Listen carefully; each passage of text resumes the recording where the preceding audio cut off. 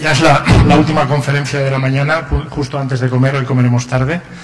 Pero me han pedido que hiciera la presentación de Roger Schank y muy gustosamente la hago. Bueno, el profesor Schank se puede encontrar un montón de información sobre él en Internet, obviamente, pero para resumir brevemente su currículum, Roger Schank es fundamentalmente un académico. Empezó su carrera académica en la Universidad de Stanford, en el mundo de las ciencias cognitivas. De allí pasó a la Universidad de Yale, donde durante más de 10 años dirigió el Departamento de Inteligencia Artificial y donde empezó a interesarse por los temas del aprendizaje y de ahí a los temas de educación. De Yale se movió a la Universidad Northwestern en Chicago, donde lideró un proyecto que era la primera versión de The Institute for the Learning Science, en donde se desarrollaron muchos de los prototipos y conceptos de los que hoy va a hablar. Roger Schank tiene más de 40 años de experiencia, ha escrito más de 25 libros y más de 300 artículos en las más prestigiosas revistas de ciencia cognitiva. Pero a mí me gustaría destacar 3 aspectos más personales de Roger Schank. De los años que lo conozco, me gustaría remarcar 3 cosas. Primero, Roger Schank es una persona muy inteligente y entonces su contribución al mundo de la ciencia y del aprendizaje está muy sólidamente argumentada. Es decir, tiene una visión profunda, penetrante sobre los temas en los que trabaja y, por lo tanto, su conocimiento científico es muy amplio. Por lo tanto, todos los argumentos que presenta y que va a presentar hoy están sólidamente anclados en profundos razonamientos y reflexiones científicas. En segundo lugar, Schank es una persona muy honesta y, por lo tanto, dice lo que piensa, y su conocimiento científico en comparación de cómo funciona el mundo educativo le lleva a ser muy crítico y, por lo tanto, en ese sentido es una persona transgresora en la medida en que evalúa el actual sistema educativo. Y finalmente, el profesor Schank es una persona muy práctica y, como persona práctica, no solamente ha desarrollado teorías y critica o evalúa la salud de nuestro sistema educativo, sino que propone soluciones reales que funcionan. O sea, que es capaz de llevar la teoría a la práctica y demostrar que lo que de una forma científica tiene fundamento, también lo tiene de una forma empírica, en la medida en que desarrolla soluciones que se demuestran son potencialmente o efectivamente mejores que las que habitualmente tenemos. Sin más, le doy la palabra al profesor Schank. Roger, your turn. Hello? So when I was invited to talk here, I was sent the title. The title was supposed to be New Trends in Training. And I had a reminding, I'm a great believer in reminding. I was reminded of a speech I had given in Barcelona in January. You know, when you're a foreigner and you're speaking to people the way you are, with everyone with earphones, you don't always know who you're talking to. And I didn't realize I was talking to a group of academics. And I don't like academics very much, because I was a professor all my life, and I understand what they are doing to the rest of society, which you may not realize. And at the end of my speech, which was about how to change the education system in very radical ways, one of the professors there raised his hand and said, "What's new here?" Well, the system doesn't work the way I was proposing, so that couldn't have been what he meant. And I was wondering, what did he mean? Did he mean that all the ideas that I had been said before? Well, he was right about that. And so through the course of this talk, I'm going to be talking about radical new ideas, all of which have been said before. And I made a point of making sure all those ideas that were said before are in quotes in Spanish, so you can read who said them and what they said. First part, how we learn. I'm interested in how learning works. We learn from experience. There's a shocker. Who would have thought? The only reason why that's particularly surprising, you see Immanuel Kant said the same thing, is that somehow when we do school, we forget about it. We don't provide experiences. Instead, we provide algebra, history, physics, literature, and economics. And the interesting thing about those things is that none of them affect memory. If you don't remember something, you didn't learn it. How many people in this room can tell me the quadratic equation? Raise your hand. Nobody. Every single person in this room learned the quadratic equation. And if you have children, you have to teach it to them because they'll be memorizing it too. The same is true of algebra is true of physics. How many people can balance a chemical equation? You learned it in high school. So that's not learning. That's called school. What learning looks like is, would you forget if you an experience you had in your household finances? Do you not remember how much money you have or need? Do you forget important parental advice? Do you forget football games you may have watched or played in? Do you forget good stories that were told to you by somebody? Do you forget if you started a business? We don't forget our experiences. We forget nonsense that's drilled into us by boring teachers. And so when I have to talk about training, the first thing I want to tell you is, if it's like school, it doesn't work. We do not have static memories. We are not computers full of boring information. In fact, we have dynamic memories. And to illustrate this point, I'm going to talk to you about restaurants.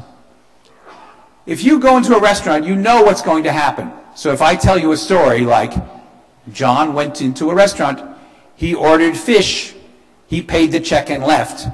And then I say to you, what did he eat? You would say fish, but I didn't mention eating at all.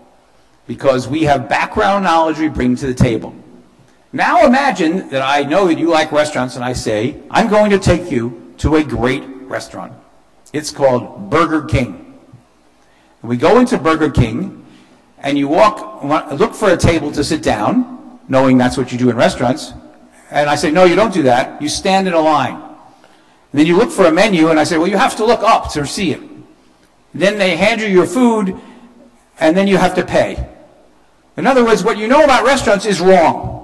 It doesn't work. So you say to me, Burger King is not a restaurant. You would be right. It's some other entity. Now the next time when I take you to McDonald's, you would say, it's just like Burger King. That's called learning. That's what learning looks like. The revision of expectations in memory. And I always like to contrast it, since I'm a person who likes food, with good restaurants, and the picture I found of a restaurant in Madrid is up there, where ironically, because I did that, Sebastian, who just introduced me, took me to eat yesterday for lunch. So I now know they make a very good cochineal asado, and I've learned something. What makes an experience memorable? It's memory that's the issue in learning. Memory. Memory, not facts, memory. If you have an emotional reaction, you will remember it. We remember the times we were very happy, we were very unhappy, we were very frightened. If you satisfy your goals, if something happened and it made you feel like you got what you wanted, you remember it. If you're surprised, you remember it. Because we are all sitting with expectations, and when they fail, we learn. Learning occurs in the context of failed expectations. If something really bad happens, you will never forget it. And we have a deep involvement in developing the solution for something, then it becomes a very important and memorable experience.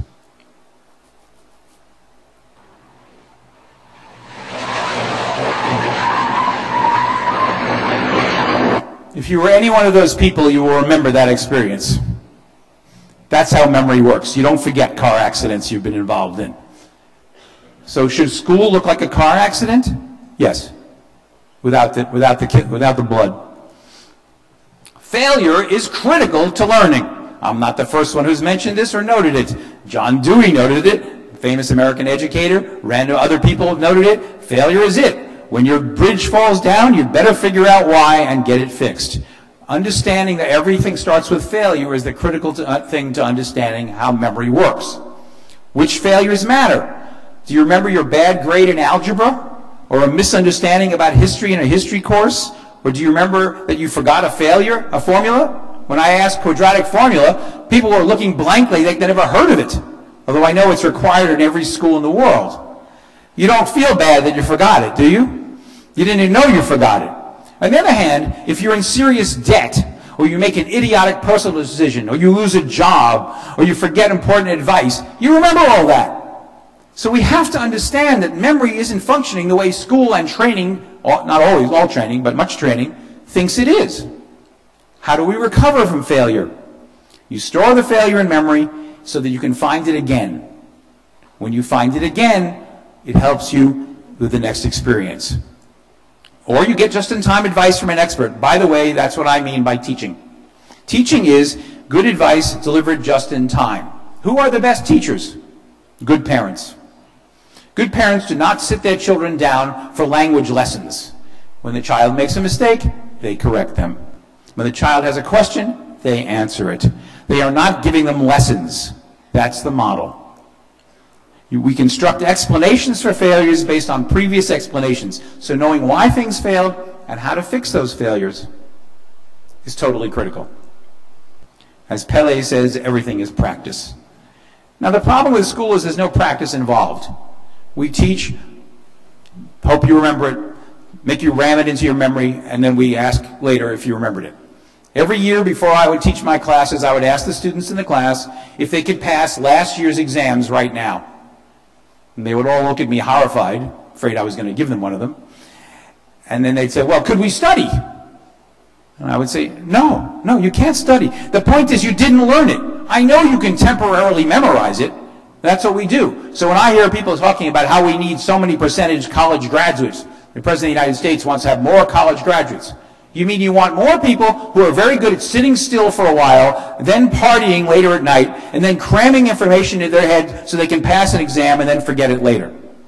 Is that our goal? Because that's what college is.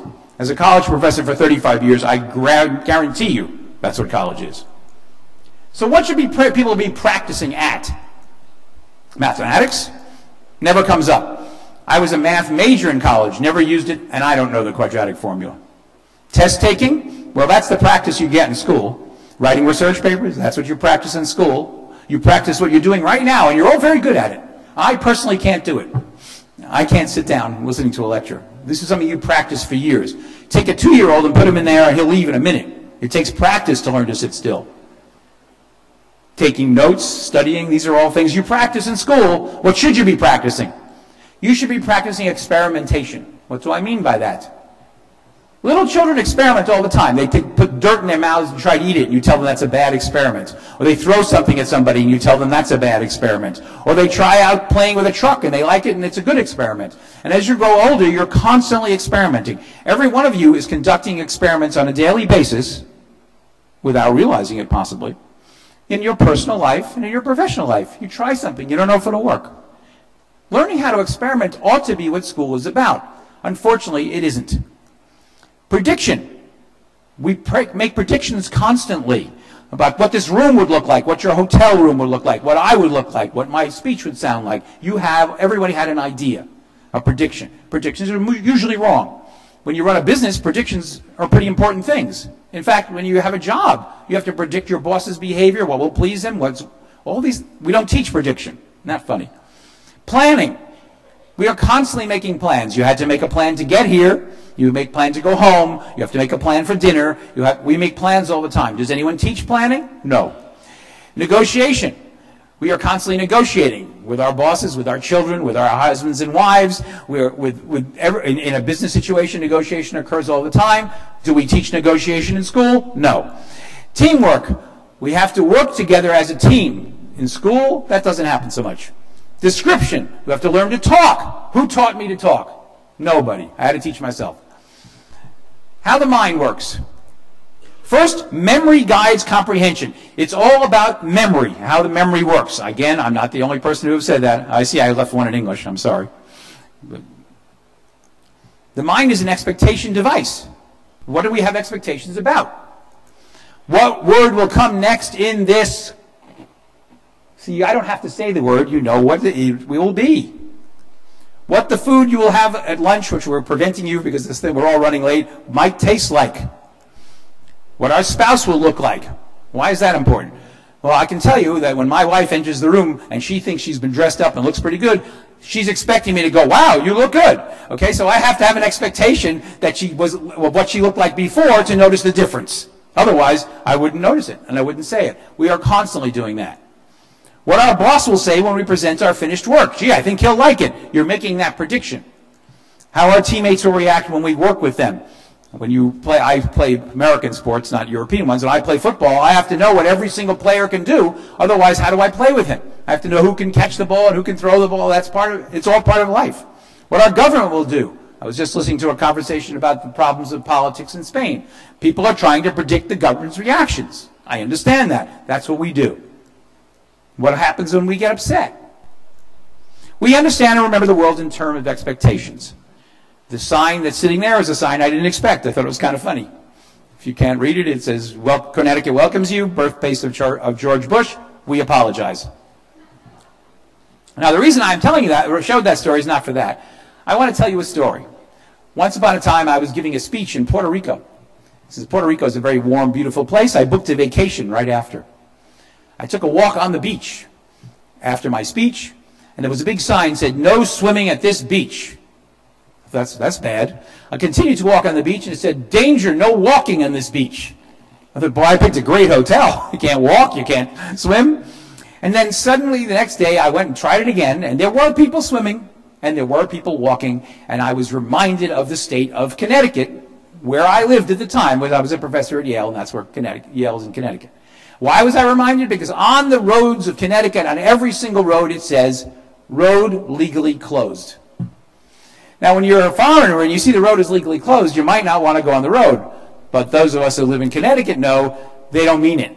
What they mean is, if you get into an accident, don't sue the state because we told you the road was closed. And so I realized what the people in Puerto Rico were saying is, if you drown, don't sue us. We told you you couldn't swim here. What am I doing? I'm trying to remember and revise my expectations about the world.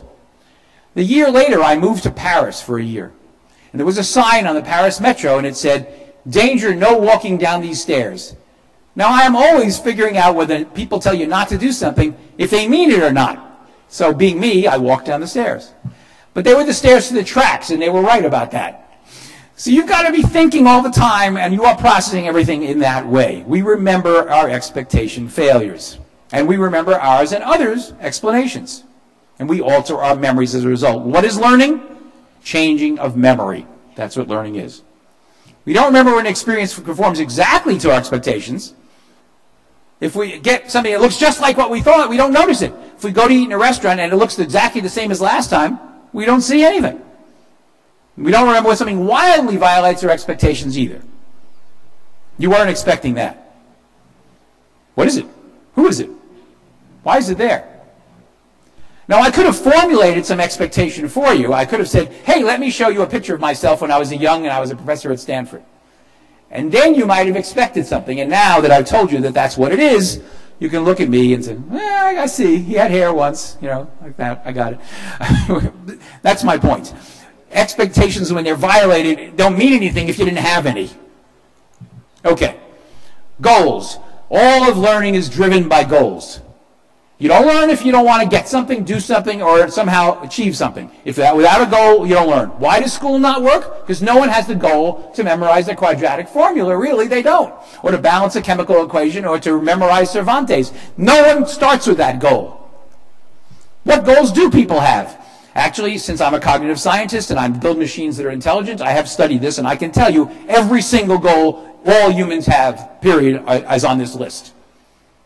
We like to beat our opponents. We like to avoid losses to opponents. We like to gain favor of people. We like to take care of our offspring. It's a long list. I'm not going to bother you with all of it. We try to get things we want. We try to maintain the assets we have. We try to get rid of bad things.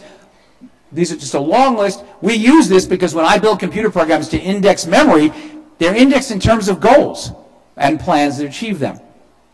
They're not any different than any primitive person or any caveman had.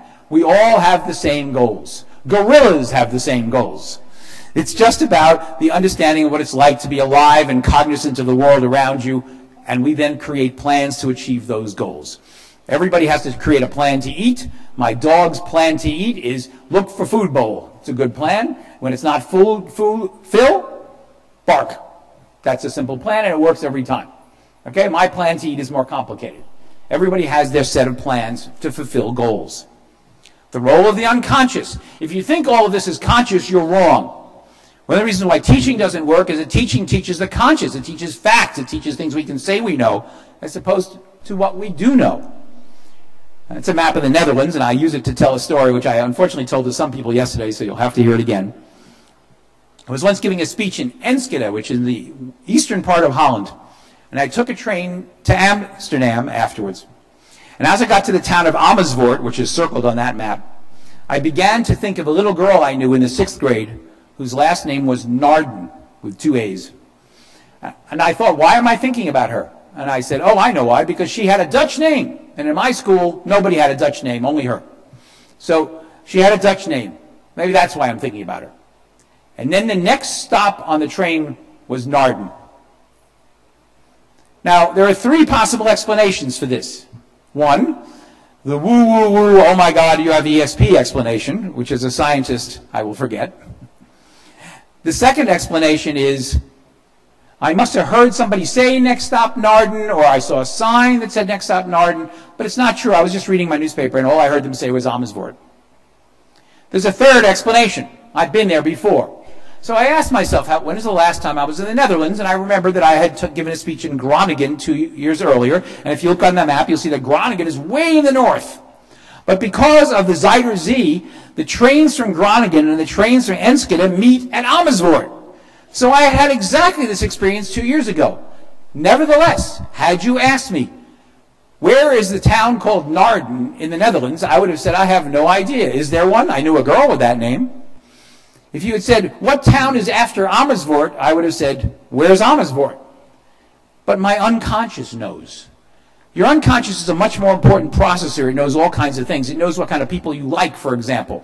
If I ask you, when you go and look at online dating services, people list all, I want a man who's like X, Y, Z. I want a girl who's like X, Y, Z. Then they marry somebody else entirely. Why? Because they don't know what they want. They really want a girl who looks like their mother or whatever. They don't know what they want. Unconscious drives us. Factual knowledge is totally unimportant, and this has been noted by scholars and writers and anybody around.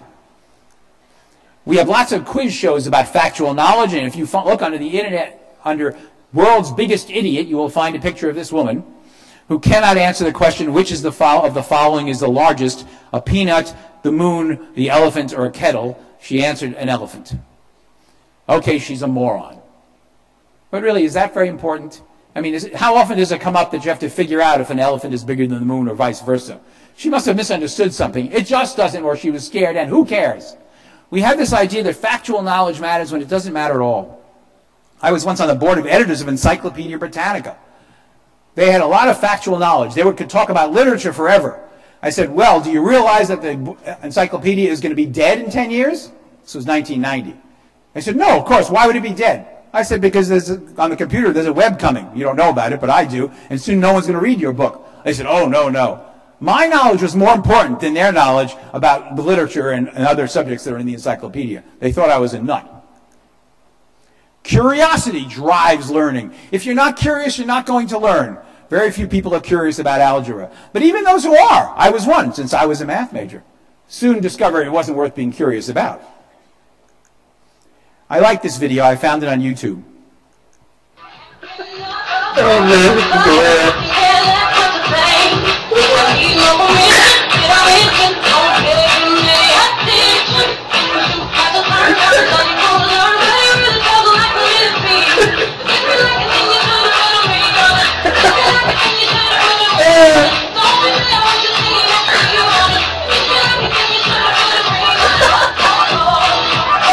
How do we learn? We learn by copying things that interest us. That's how we learn. Nobody set this kid up to do that. You couldn't make that kid do that. You couldn't say, now it's time for dance lessons. It doesn't work like that. Teaching.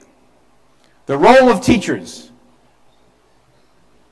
Most people have noted that really good teachers are actually not so important. They're nice to have around in the background, but they're not the center of the school system as they are now. That's a picture of my daughter and my grandson. She is not teaching him to play the piano. She is there available if he happens to have some questions about the piano. The expertise is in the right place. The access to the expertise is obvious, and he's capable of understanding whatever she says because she knows how to talk to him. That's what makes her a good teacher. She doesn't care if he learns the piano. He decided to sit there and play with it. When you want to have a basketball coach, you want to be able to have him give you just-in-time instruction. Not, I'll give you a theory of basketball which you can then possibly play next year and I hope you remember it. Instruction has to be just in time. The idea of courses that don't give you experiences and hope that you remember the course 10 years later is absurd. What we really are very good at is storytelling and hearing stories. We are natural storytellers. When we tell stories to people, we expect from them a story back. They're always somehow reminded of a story. Why do we remind each other of stories? Because long before there were books and long before there were computers, there were stories. We have been telling stories to each other in every culture, with no exceptions, for as long as there have been human beings. We are set up to remember stories, and in fact, we are all collections of hundreds and thousands of experiences which we've expressed as stories. We create these stories as we go. Tomorrow is a national holiday in the United States, and I will fly home just in time for it. I will enter a table where people are eating turkey, and the first thing they will say is, "How was Spain?" And I will have to tell a "How was Spain" story. If I talk to them for 3 days, which is how long I've been in Spain, and explain every minute, it will be very unhappy and the turkey will be cold. If I say Spain was great, they will be unhappy it was a boring story. I'll have to come back with a story about Spain. And that story has to last 1 minute, maybe 2, be interesting, and be true. And the interesting thing is, after 2 years from now, when you ask me, how was that trip to Spain? I go to Spain a lot. How was that trip to Spain? The only thing I'll remember is the story I constructed. We remember our own telling. That's why we feel compelled to tell our stories to people. Did you ever have an exciting event and not tell it to somebody? You can't wait to tell it to somebody. Now I'm going to tell you a story. I made this story up. Once upon a time, there was a great kingdom that was under threat from dragons. The king asked scholars from the best universities to form a curriculum committee to design a curriculum to train dragon slayers. The committee consisted of arts faculty from Columbia University, science faculty from Princeton, business faculty from Stanford. These are all the best universities in the United States. And that's a picture of the Yale faculty, just for fun, because I used to be on Yale and I know those people. They all had some important contributions to the dragon slaying curriculum. The arts person said, well, how have we traditionally depicted dragons? Science said, what do we know about its habit and mating rituals? Business said, is there a sustainable business in dragon hunting? Medical said, well, what's the physiology of the dragon? The legal people said, do the dragons have rights? Well, there'll be lawsuits if we hunt them. The engineer said, well, we have to build roads or design new weapons. So they all had relevant things to say. But professors, being professors, don't like to create new courses. So what they did was they took courses that already existed in the curriculum. And these are courses I took from the catalogs of Yale and the University of Pennsylvania and Columbia. But I threw in dragons sometimes to make it better. So there is a course called Topics in Reproductive Biology of Humans. So I just made it dragons. So environmental risk assessment, these are real courses. Vagueness and the Socratic paradox. I don't know what that means, but I liked it a lot. Dragon communication in human language, how the dragon's brain works. This is what they studied. Second year program was dragons and globalization, urban public policy, private economic development, dragon rights workshops. Okay, this is what school looks like because these are all master's courses that I've just copied, just to give you an idea. 2 years later, there were 25 new graduates, most with honors, and they went out to slay dragons. The team 1 encountered the dragon. They tried to reason with the dragon, but only one graduate could remember how to speak Dragonese. And he had failed the negotiation course.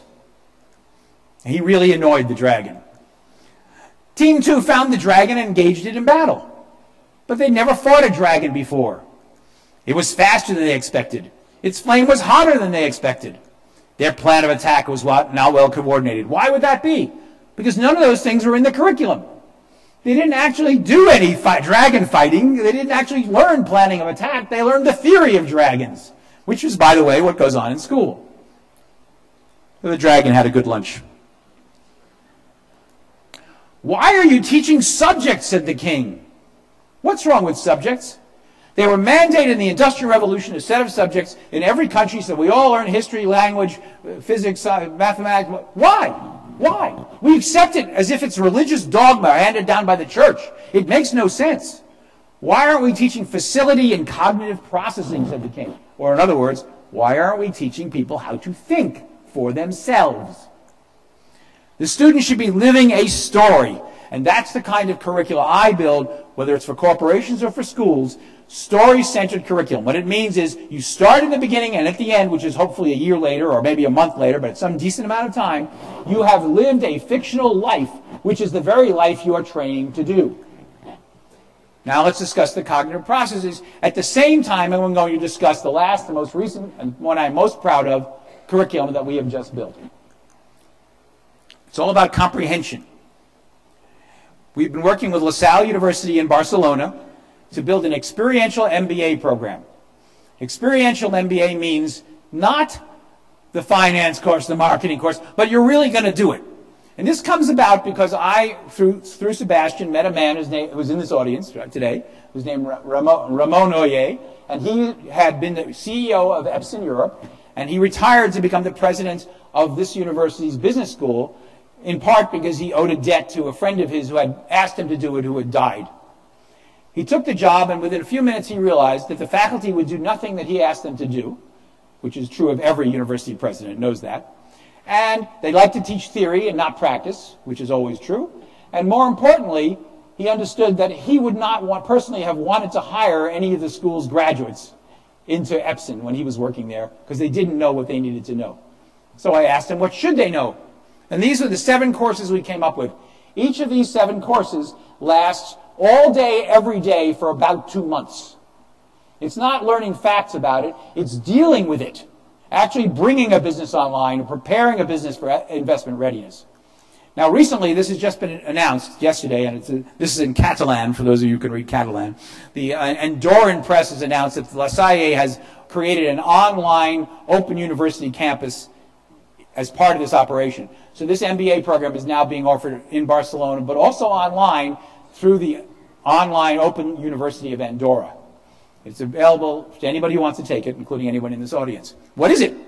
Well, I'm going to explain it in an odd way. I'm going to talk about the 7 courses, but I'm also going to talk about the cognitive processes that are being learned during those courses. Because there's 2 things going on when you learn something. One is you're learning how to do the kinds of processing I was talking about before. Expectations, predictions. That's what you have to learn. But you can't learn them out of context. As an example, one of them is diagnosis. We tend to think diagnosis, that's something doctors do. But it's also something plumbers do. It's also something car mechanics do. It's also something mothers do when their baby is cranky.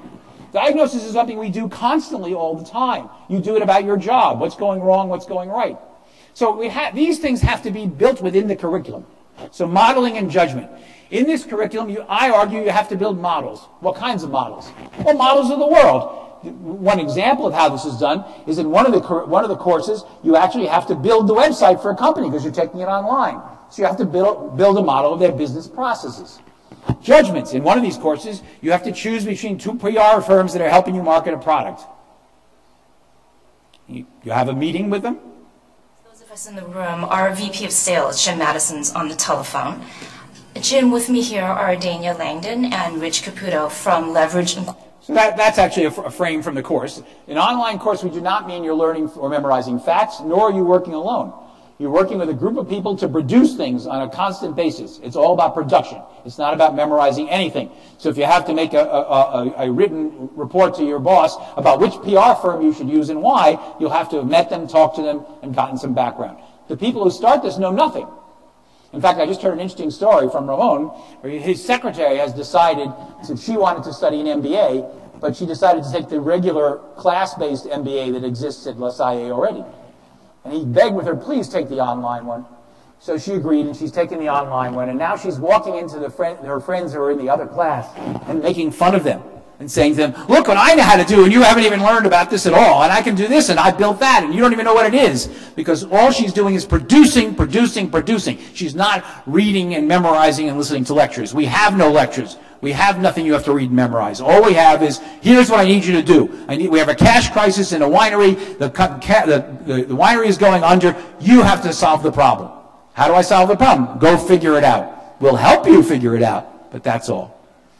Scientific reasoning, a key issue in mental processing, but as Einstein says, scientific reasoning and daily reasoning are the same.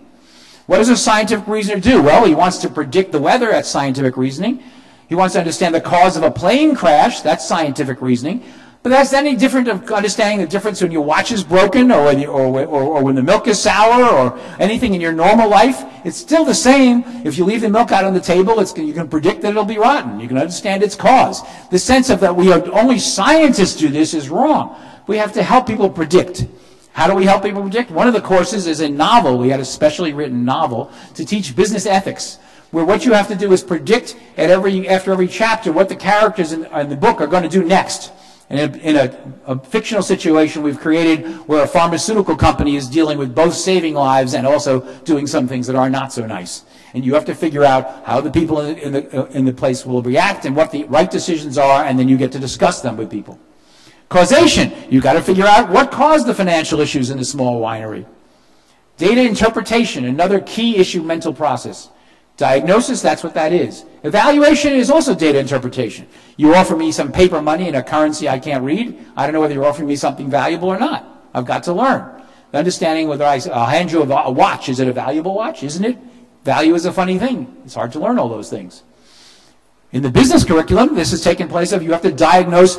We have a supply chain problem where things aren't showing up on time in your factory, and you're trying to run a business and you can't deliver product. So you have to diagnose the warehousing system to understand what's going on. You have to write a director's report to explain how to fix the system. Evaluation, well, we're actually having you work as venture capitalists to try and figure out whether the business idea is any good. This first set of questions will help us determine how appealing your product is to investors. It's very appealing. Oh, I bet. So why don't you start by telling me about your customer base? I'd like to hear about who your current clients are and also who you see as your potential clients. So we show what a typical interview is like in that situation, and we have you prepare for that interview because you're representing a company that's looking for venture capital. You have to write the business plan. You have to explain the needs. You're doing. That's what's going on here. Discovery, another key mental thing. We all do discovery all the time. Sometimes it's more mundane. It's not always discovering America. But a lot of times we are discovering new things. There are two people doing experimentation and negotiation. On the left, we have a problem I work on because I consult to the United States Defense Department, and they are very concerned with teaching their soldiers to negotiate with the Afghan warlords properly. I'm teaching the soldiers to speak in the sayings of Muhammad to make their points. And by finding stories from previous soldiers' experiences and expressing them that way. There's a way to negotiate. We also do experimentation. And on the right is my grandson experimenting with a computer. It's a toy computer, but he likes to play with computers and he bangs on the keyboard, and that's fine. That's the kind of experimentation you want. In our MBA program, you have to design a system of warehouses and factories and see if it works. So you're through trial and error, you're learning the trade-offs related to supply chain optimization. You have to actually negotiate with the venture capital firm because they propose an offer. You have to counteroffer them what life really happens. You participate in these real live situations. Speaking is critical in life, yet we forget to teach it in school. You have to learn. Sometimes you make a kid stand up and read a speech, which is not what I'm talking about. And influence is very important. How do you get somebody to change their mind? Your average person who's uneducated uses guns to influence people. It's not necessarily my favorite or anyone else's favorite method. How do you influence people? How do we learn to influence people? Where is that taught? It's taught in our curriculum because you have to make presentations defending your solution to the winery's cash crisis, and you have to make the bankers be influenced by your arguments. You have to be able to develop questions for your clients. So if you're trying to work on this is a world-class event planning service that you have to help with sales and marketing, and in order to do that, you've got to be able to influence people to come along to want to buy the product. Coordination is another key mental comprehension process. That involves teamwork and planning. These are critical issues. Teamwork exists in every one of our courses because people are working together. Collaboration across all departments and functions in a company is really important to... There are experts that you can interview to understand how to collaborate, what the problems are. In this particular thing, they're launching a new karaoke website. They've got to know who to talk to and who to work with and how they work.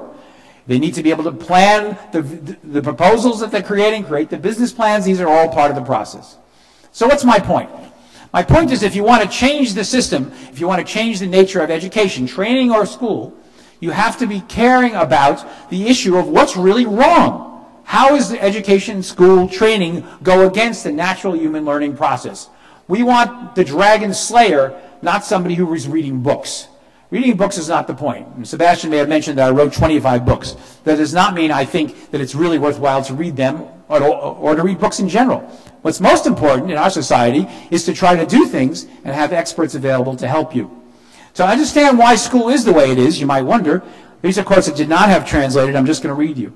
In 1903, the Dean of the Education School at Stanford said, 1905, 100 years ago, in which schools should be factories, he said, in which raw products, children, are shaped and formed into finished products, manufactured like nails, and the specification for manufacturing will come from government and industry. The design of the American school system was taking place at exactly that moment. He was extremely influential. The idea was teach them to sit still, teach them to behave, make them into what you want them to be. What they were trying to make was factory workers, which was nice when we had factories. Maybe isn't such a good idea today. The Commissioner of Education in 1889 wrote, United States, the great purpose of school can be realized better in dark, airless, ugly places. It is to master the physical self, to transcend the beauty of nature. Schools should develop the power to withdraw from the external event. And I have written on many occasions that when you approach a school or a prison from the outside, you can't really initially quickly tell which is which. There's a reason for that. School and training were explicitly designed to ensure that people did not think for themselves. We cannot continue with this kind of thinking about education or training. We have to understand that people work together and they need to be schooled together. Our classes, we don't have classes. Our classes, such as they are, consist of people sitting around a table discussing what they should do next. The teacher may not be there. Sitting quietly, listening to the teacher, you can't even take a picture of a class in which everyone is looking forward. Because people are bored. They can't listen to lectures. They daydream. I'm sure the people in this room are all hearing different lectures. Why do I say that? Because you're thinking at the same time, hopefully, about what I said. But as you think about what I said, I keep talking. So you can't hear all of it. Or alternatively, you don't think about what I said, in which case you hear all of it, but you don't understand it. Either way, it doesn't work. There's an argument between liberal education and training. On the left is a picture of Woodrow Wilson, who was the President of the United States when the current education curriculum was established in the United States, and he was before that the President of Princeton University, so he was a professor. And he said, we want one class of people to have a liberal education. We want another class, a very much larger class of necessity, to forego the privilege of liberal education and fit themselves to perform specific, difficult manual tasks. The system we have today in the United States and here in Spain as well was designed with that philosophy at that time. It has not changed, and people have to start thinking about how it ought to change because the manual training he was training people for isn't so much there anymore. On the right is a picture of the president of Yale University, who was the president when I was there. I once went to him with my ideas, and I said, I would like to teach people how to do things that would make them employable. And he said, Roger, this is Yale University. We don't do training. And I said, yes, you do. You're training professors. That's all you're training. That's the entire intent of it. And the rest of the people, the ones who don't become professors, they don't have any good job prospects, except that after their name they can say Yale University, because they really know nothing. But there's a third choice, and I want you to think about the third choice. Remember what the choice was. Liberal arts education on the one hand, manual training on the other hand. That's your choice. And I'm going to explain that choice in terms of these two pictures, which mean nothing to you at the moment. The lower picture is a picture of Carnegie Mellon University. After I retired from Northwestern, Carnegie Mellon offered me a job. They said, we would like to build an online campus in Silicon Valley to accommodate the Silicon Valley people. Carnegie Mellon is in Pittsburgh, which is very far away. And they are possibly the best university in the world in computer science. We would like to run master's degrees programs. And I said, you want me to do it? Me, the radical? You understand me? They said, yes. So I built entirely learn by doing, entirely experiential, story-centered curriculum. No classes, no tests, no lectures. Curriculum. And after I finished, the students hated them for the first couple of weeks, and then they loved them. They learned that this was hard work, but they were really learning employable skills, and they were all employed right after their master's degree was finished. And then the provost, that's the number 2 person in the university, came to me and he said, Roger, are you trying to put golden arches over the campus? Now, if you look under the golden arches of McDonald's, you see it says over 98 billion served. And that's what he said. You want to have 98 billion students at Carnegie Mellon learning programming and computer science and software engineering? I said, yes. He says, we don't do that. He said, we are an elite brand name. Only certain people, only very few people, maybe 20 a year, can learn what we know. And in that piece of stupidity lies an opportunity for Spain, and why I'm here to talk to you. Someone will decide to provide global experiential learning that is neither academic nor mindless training, that teaches people to think in the context of employable skills.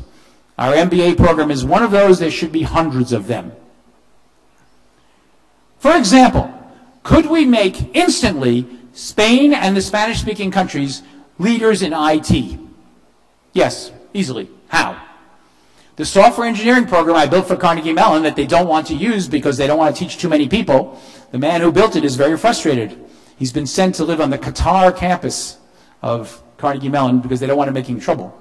He's desperate to come back someplace and build the software engineering curriculum. Who would use it? Right now, all jobs have been sent from software engineering, don't exist in America anymore, in the United States. They do not exist. They've been sent to India. You probably understand that and heard that. They've been sent to India because, and here's where you're going to get it wrong, because they're really good programmers in India. No, they're not. They're cheap. That's it. They never learned to do it because they never studied except with Indians, and it's more or less an American subject.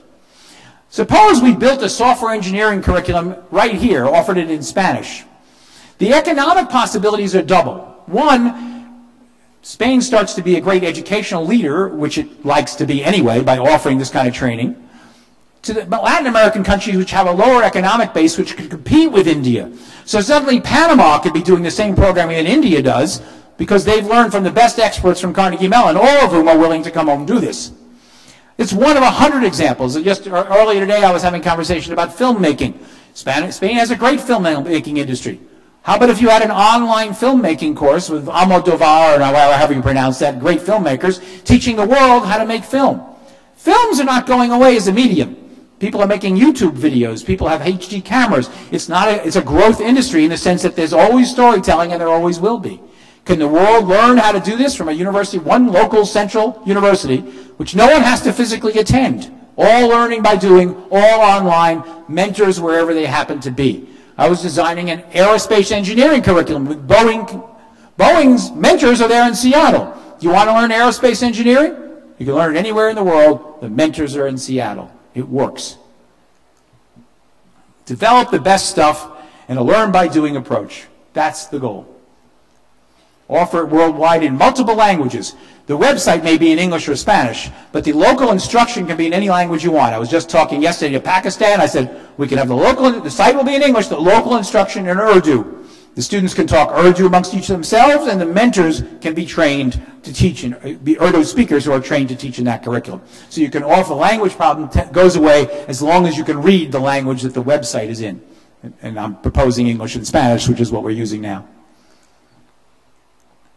The goal is to produce people who can think for themselves and are capable of adapting to a changing world. I want revolution. How do we do it? Become the world's education supplier for worldwide growth industries. If you don't have an industry, build a curriculum and suddenly you'll have it. Local specialty industries, things you actually do have. The goal here is to help people think clearly. Thank you.